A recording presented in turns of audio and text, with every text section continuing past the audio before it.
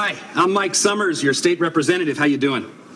Great. Good. I'm going door to door trying to get to know my constituents. Oh, door to door, huh? That takes a lot of time.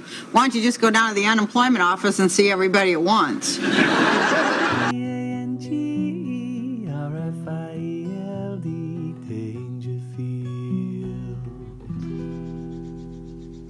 Hello there. Voice is improving. Little bit of housekeeping.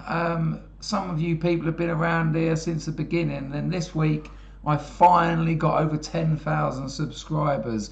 I'm being a little bit, excuse me, I'm being a little bit reluctant in celebrating it because a lot of them came off of the back of the same video, and history has shown me that when I continue to start making other videos and these people don't agree with me 100% about everything, they go as quick as they came. So we'll see where we stand in 2 weeks, and maybe we'll have some kind of party.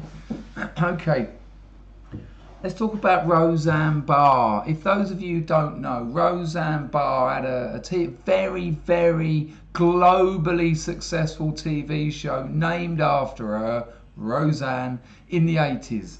I grew up in England, and it was looked forward to. I mean, many things were then. I mean, we used to gather around the telly with the tinned pears and ice cream to watch Tomorrow's World, believe it or not. You know, these were the days when it was on for an hour at 7 o'clock on Saturday, and if you weren't sat in front of it, you missed it. There was no video, there was no schedule that you could set. Be there or miss it. And Roseanne was one of those weekly moments, and it was brilliant. You know, it appeared cutting edge, you know, within the limited range that anything on television then could be. I mean, telly's like it's weird. It's like its own anachronism.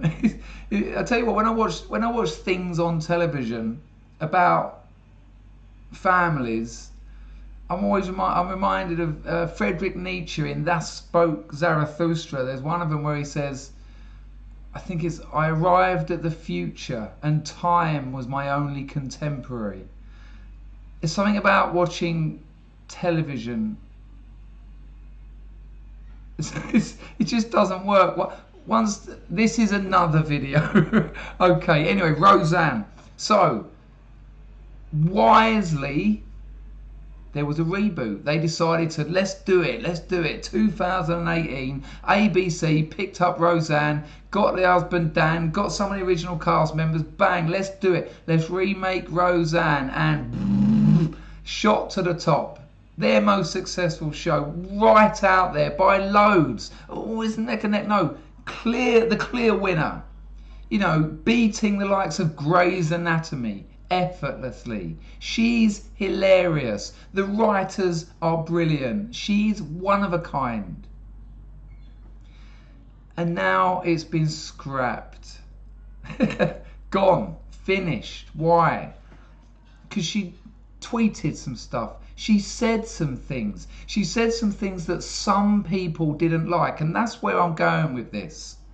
This is about the loudest small voices that we're seeing everywhere. One of her tweets, what's it, Chelsea Clinton, I think it was, one of that lot, she called her Chelsea Soros.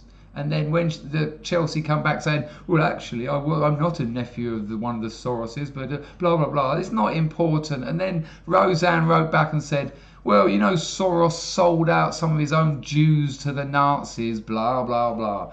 Then there was another tweet. This woman from the Obama administration who, without doubt, looks a lot like Cornelius from the original Planet of the Apes. It's just unfortunate, but true.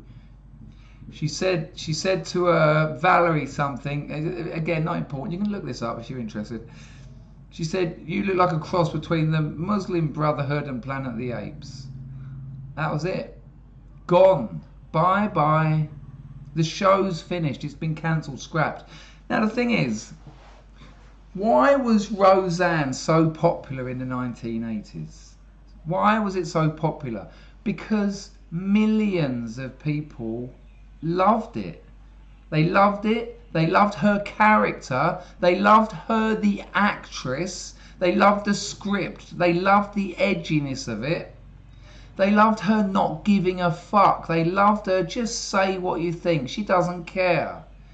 She's got her values, her family, what she cares about, her truths, her honesty, her ability to speak what she thinks.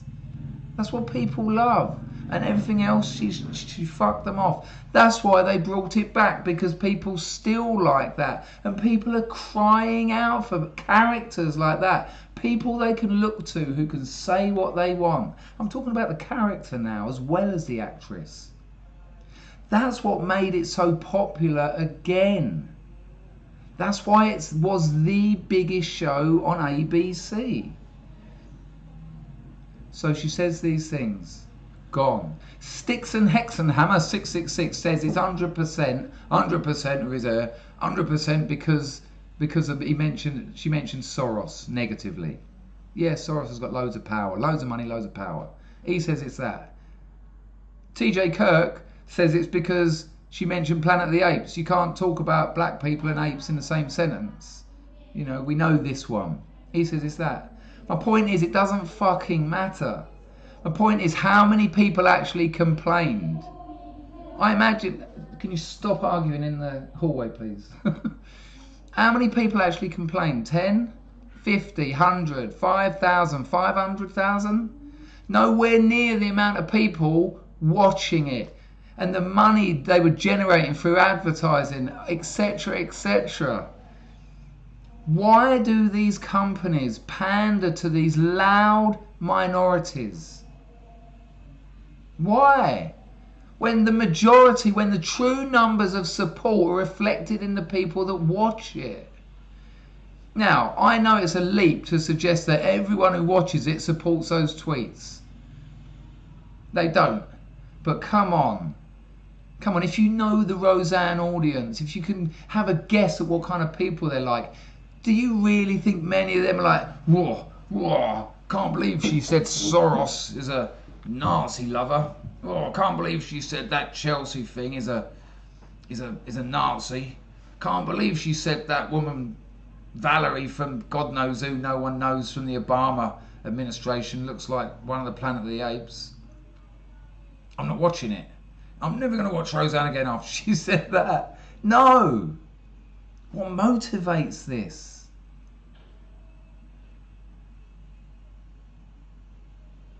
I don't know. I'll be interested in what you think. Put the answers in there.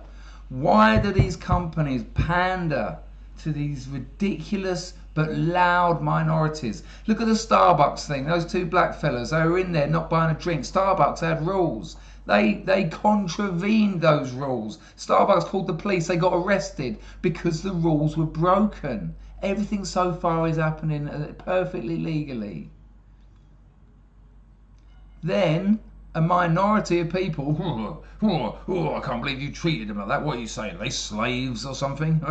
Every time. You know what it's like. You can't talk about black people these days without mentioning slavery. I mean, it goes without saying. And what happened? They got university degrees paid for. That's what happened to them. Why? Why didn't they say, no, fuck you, you don't come here and break the law? Now, you can argue that was unnecessary. Yes, certainly, we can have that debate.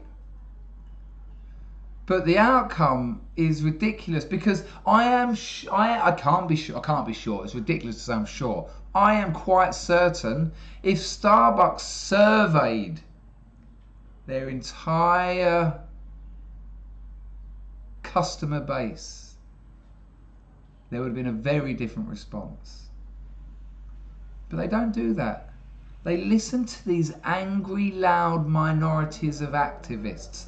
Activists which have almost always gone through a communist boot camp education system, an arts degree, a social sciences degree, cultural studies, gender studies, women's studies, activist studies. If it doesn't exist, it will.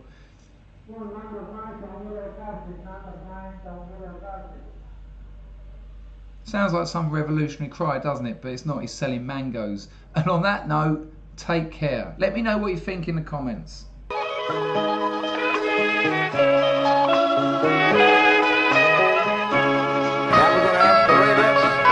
Let's do the next two.